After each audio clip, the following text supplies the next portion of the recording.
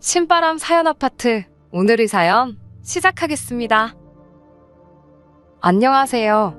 평소에 사연 듣기를 즐기는 30대 주부입니다. 솔직히 말씀드릴게요. 평소에 남의 사연 듣기를 좋아하긴 했어도 제가 이렇게 사연을 쓰게 될 거라곤 상상도 못했거든요. 그래서 사연을 쓰는 지금도 손이 부들부들 떨립니다. 어디서부터 이야기를 시작해야 할지 모르겠네요. 저와 남편은 지인의 소개로 만났습니다. 둘 다 30이 넘어서 만났어요. 나중에 알고 보니 남편이 지인에게 부탁해서 만들어진 자리도 아니었고 제가 지인을 졸라서 성사된 자리도 아니었습니다. 그냥 오지랖 넓은 지인이 자기 생각에 남편과 제가 잘 어울릴 것 같아서 만든 자리라고 하더라고요.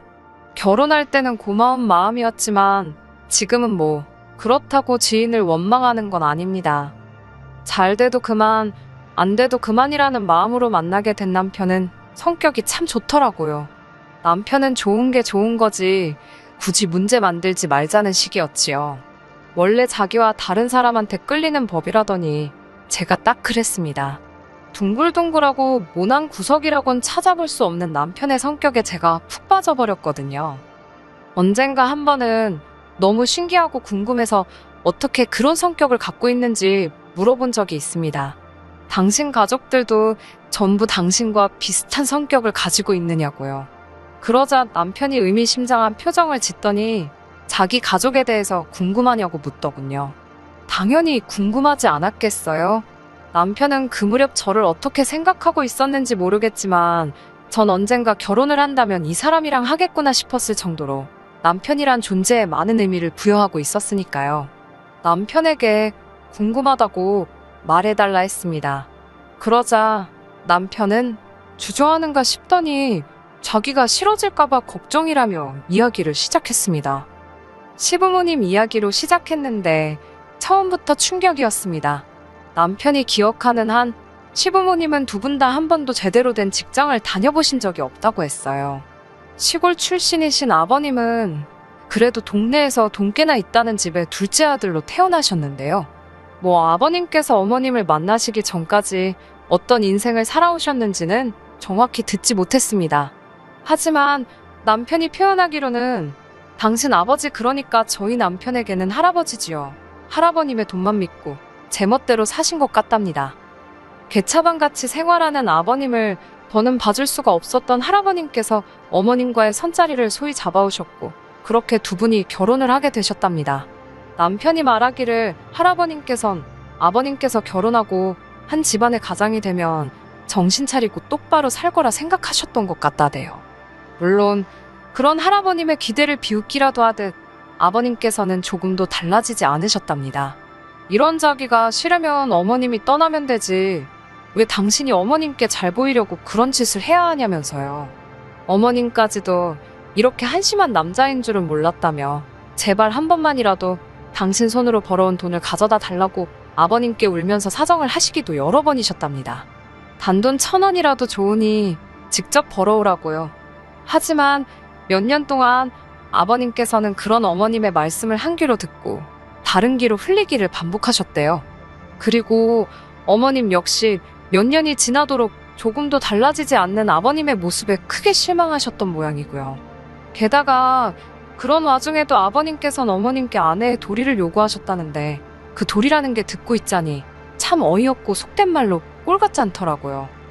언젠가 한번 아버님께서 당신 친구분들과 집에 갈 거니까 술상을 차리라며 어머님께 연락을 해오셨답니다. 그날은 남편도 학원에 가지 않고 집에 있었는데 그 이유는 아프신 어머님을 간호해드리기 위해서였지요. 그날 낮엔 병원에서 링거까지 맞고 오셨을 정도로 상태가 좋지 못하셨다대요. 그런 어머님께 갑자기 술상을 차리라는 아버님의 말씀이 아들 입장에서도 너무 어이가 없고 속이 상했다고요. 결국 어머님께선 아픈 몸을 이끄시곤 집에 있던 재료들로 그럭저럭 2가지 정도의 메뉴를 만들어내셨던 모양입니다. 그리고 음식이 끝나기가 무섭게 아버님께서 지인 3분과 집에 오셨더래요.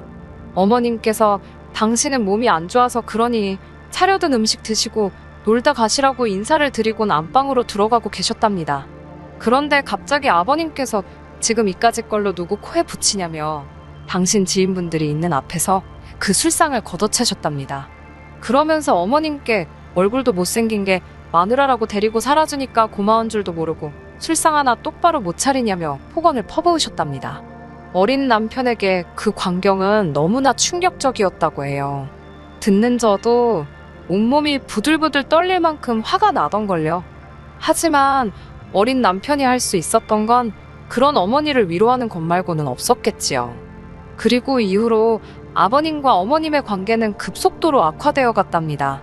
남편은 두 분이 이혼이라도 할까봐 하루하루가 조마조마하고 걱정스러웠다며 저에게 허심탄회하게 모든 것을 털어놓았어요. 옳고 그름을 꼭 따져야 하고 불편한 상황은 짚고 넘어가지 않으면 직성이 풀리지 않는 저로서는 듣는 내내 속이 터지고 답답한 지경이었습니다. 만약 제가 그 자리에 있었더라면 절대로 아버님이 그런 식으로 나오는 걸 보고만 있지 않았을 거라고 분통을 터뜨렸지요. 남편은 그런 제 반응을 보더니 웃으며 자기는 그런 제 성격이 너무 부럽고 좋다고 했어요. 정말이지 저희는 너무나 다른 서로의 성격에 푹 빠져 있었네요. 아무튼 남편은 가정환경이 그렇다 보니 학창시절부터 편의점이나 햄버거 가게 등에서 아르바이트를 하며 용돈을 벌었어야만 했답니다. 대학교에 진학한 이후로는 학비와 생활비를 벌기 위해서 과외나 고깃집 서빙, 그리고 방학에는 막노동을 했고요. 본인 입으로 안 해본 건 빼고 다 해봤다는데 저렇게 웃으면서 이야기하기까지 저 속이 말이 아니었겠구나 싶더라고요. 동시에 누가 싫은 소리를 해도 좋은 것만 걸러듣고 정말 어지간하게 불편한 게 아니면 참고 넘어가는 남편의 성격이 어느 정도 납득이 되었지요. 앞서 말씀드린 것처럼 저는 진작에 남편을 제 미래의 배우자감이라고 생각하고 있었습니다. 하지만 그럼에도 불구하고 최소 2년에서 3년 정도의 시간은 연인으로서 곁에서 지켜보고 싶었어요. 사실 애인도 있겠다, 나이도 훈기가 찼겠다, 제가 원하든 원하지 않든 주변에서 이런저런 조언을 해주더라고요. 특히 그 중에서 마음에 와닿았던 조언이 최대한 다양한 모습을 보라는 거였어요. 일단 정말 피곤할 때 같이 산에 가보라 했습니다. 그럼 남편 될 사람의 인내심과 참을성을 엿볼 수 있다면서요. 술도 같이 먹어보랍니다. 자제력을 확인할 수 있다고요. 그 밖에도 운전하는 모습도 지켜보고 제가 아플 때 절 어떻게 대하는지도 유심히 관찰해보랍니다. 그래야 결혼할 만한 사람인지 아닌지 본 모습을 파악할 수 있다는 거였지요. 그런데 사귄 지 1년이 채 안 되어서 남편이 저에게 프로포즈를 해왔습니다. 자기나 저나 나이가 벌써 30대 중반을 향해 가고 있는데 언제까지 연애만 하고 있냐면서요. 남편은 저와 빨리 안정적인 가정을 꾸리고 싶다 했습니다. 가정을 꾸린 다음에는 저를 닮은 딸과 자기 닮은 아들도 하나씩 낳고 싶다면서요. 어차피 서로 사랑하고 결혼을 전제로 만나고 있는 거 아니냐며 굳이 시간을 끌어야 할 이유가 뭐냐고 묻는데 뭐라고 반박을 할 수가 없더라고요. 특히나 출산과 아이 이야기가 나왔을 때는 뭐라고 달리할 이야기가 없었습니다. 막연하게나마 저도 걱정하고 신경 쓰던 부분이었으니까요.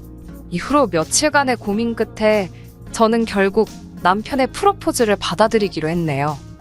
워낙에 남편이 적극적으로 나왔기 때문에 결혼 준비는 빠른 속도로 이루어졌습니다.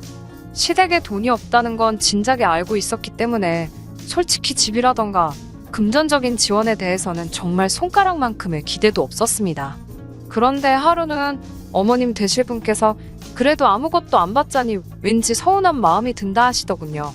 당신 주변의 친구분들은 그래도 가방 하나, 다이아 하나 정도는 며느리들이 알아서 챙겨주더라는 이야기를 굳이 저에게 하시면서 말이지요. 처음에는 그냥 정말요? 다들 좋으셨겠어요 하고 능글맞게 넘겨보기도 했습니다.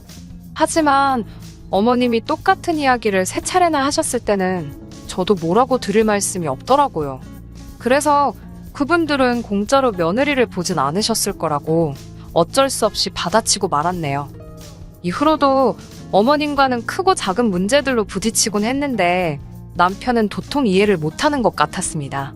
남편 말로는 살면서 어머님처럼 조용조용하시고 남에게 싫은 소리를 못하시는 분을 본 적이 없었다고요. 그런데 왜 저하고만 그렇게 트러블이 있으신 거냐며 농담인 듯 진담인 듯 네가 문제 아니냐는 식으로 몰아가는 경우도 있었지요. 하지만 제가 내린 결론은 남편과는 좀 달랐습니다. 드디어 이 집안에 어머님보다 서열이 낮은 그러니까 며느리가 들어왔다 이거였지요. 어머님은 그동안 아버님으로부터 비롯된 고생과 스트레스에 대한 한을 모조리 저에게 푸시려는 듯 사사건건 말도 안 되는 이유로 저를 걸고 넘어지셨습니다. 심지어 한 번은 이런 일도 있었습니다. 친정어머니가 생신이셨는데 가까운 데로 여행을 갔으면 하시더라고요. 남편에게도 같이 가자고 했지만 그 무렵 남편은 회사에서 진행하는 프로젝트로 눈코 뜰 새 없이 바쁜 시기였거든요. 남편이 난처해하는 모습을 보아하니 휴가를 내긴 어렵겠구나 싶었습니다. 남편은 같이 못 간다고 하면 친정부모님이 서운해하시는 건 아닐지 걱정이 되었지만 달리 거짓말을 하거나 숨기는 것도 마음에 걸리더라고요. 고민 끝에 친정부모님께도 솔직하게 상황을 말씀드렸습니다. 그러자 친정부모님께선 당신들 신경 쓰거나 걱정하느라고 할 일 못하고 그러지 말라시더군요. 그러면서 오히려 저더러 가족여행은 아무 때나 가도 되니 일단은 남편 내조를 잘해주라고 하셨어요. 하지만 내조나마나 다 큰 성인이 뭐 저 없다고 출근을 못하겠어요. 밥을 못 먹겠어요? 반면에 친정어머니의 환갑은 일평생 한 번뿐이니 그때가 아니면 무의미하다 싶었지요. 남편도 제 의견에 적극적으로 동의해 주었습니다. 그래서 금요일 하루만 휴가를 내고 어차피 토요일은 주말이니까요. 친정부모님과 함께 서울 근교로 2박 3일 여행을 가게 되었네요. 하지만 이 사실을 알게 되신 시어머니께서 난리가 나셨습니다. 저더러 보게 겨웠답니다. 남편은 쇠가 빠져라 돈을 버는데 그 돈으로 너는 니네 부모랑 탱자탱자 놀러나 다니냐고요. 남들이 들으면 진짜 제가 남편 등골이나 빼먹는 여잔 줄 알겠더라니까요. 하지만 저도 남편 못지않게 돈 받으면서 회사 생활 하는 사람이었고 제 휴가 제가 써서 간 건데 이게 뭐 이리 욕먹을 일인가 싶었습니다. 어머님께선 제가 당신 아들을, 그러니까 남편을 안 챙기니 당신이라도 챙겨야겠다면서 저희 집에 올라오시겠다 하셨습니다. 저도 없고 남편도 프로젝트 때문에 주말에도 사무실에 나갈 게 뻔한데 굳이 올라오시겠다고 하니 솔직히 약간은 껄끄러운 마음이 들긴 했어요. 하지만 어머님과 괜히 문제 만들고 싶지 않아 편하실 대로 하시라 했습니다. 그리고 그때만 하더라도 어머님이 이렇게 온 집안 구석구석을 열어보고 찾아보고 하실 줄은 몰랐는걸요. 그로부터 한 2주쯤 지났을 무렵이었습니다. 어머님께서 씩씩거리며 분을 삭히지 못하신 목소리로 저에게 전화를 걸어오셨습니다.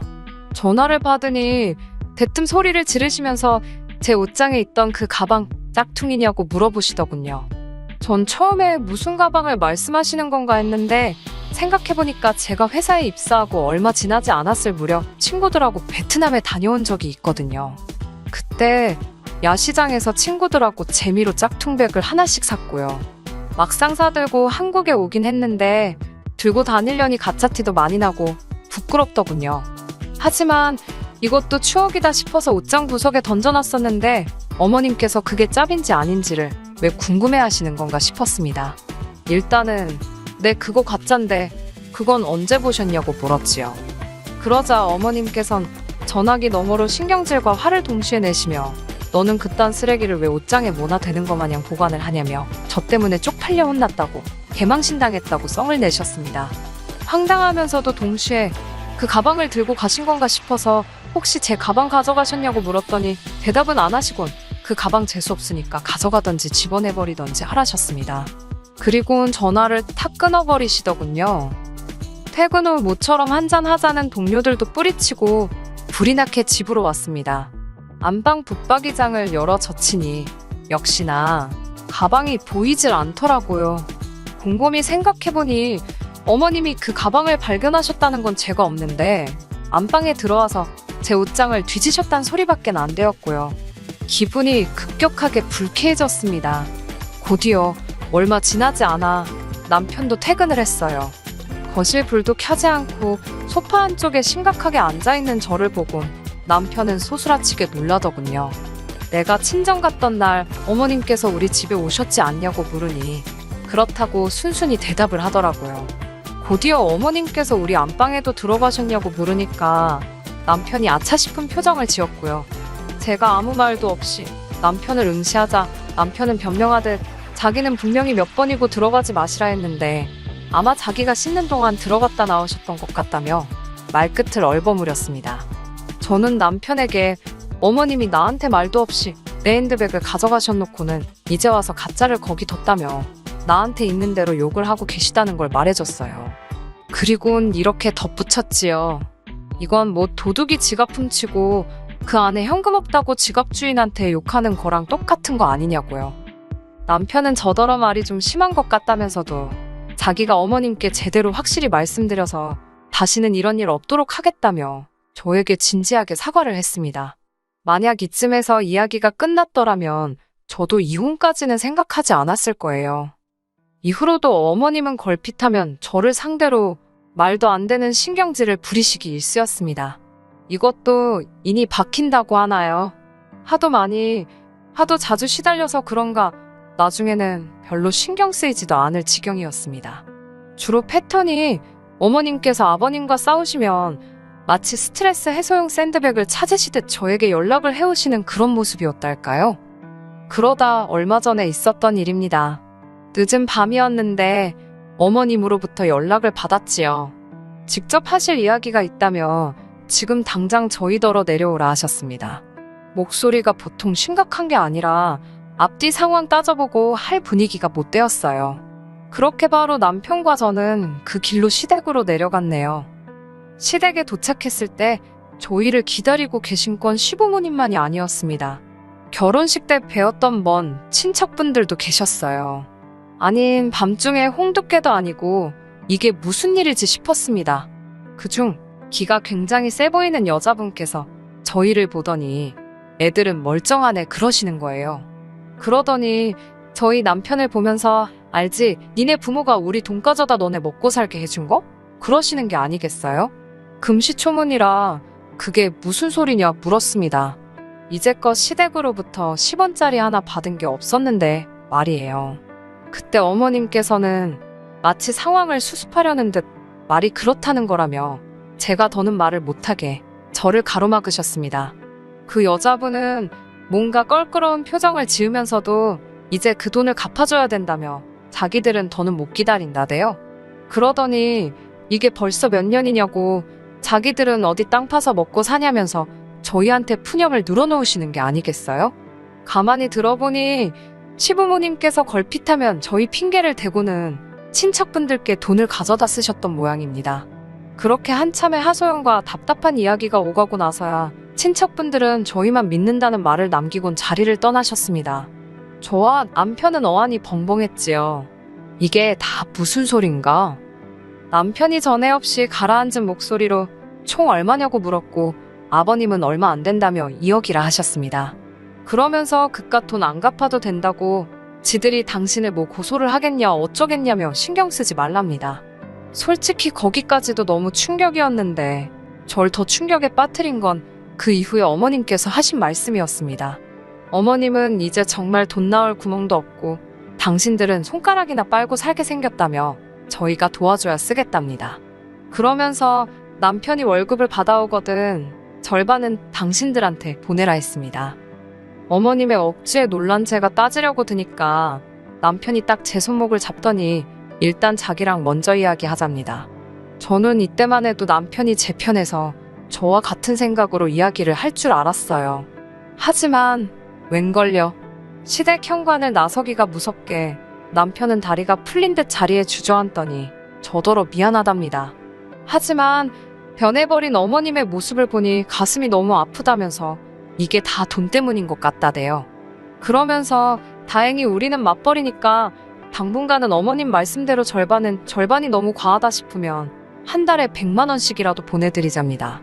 어이가 없었지만 제가 언제까지냐고 물어봤어요.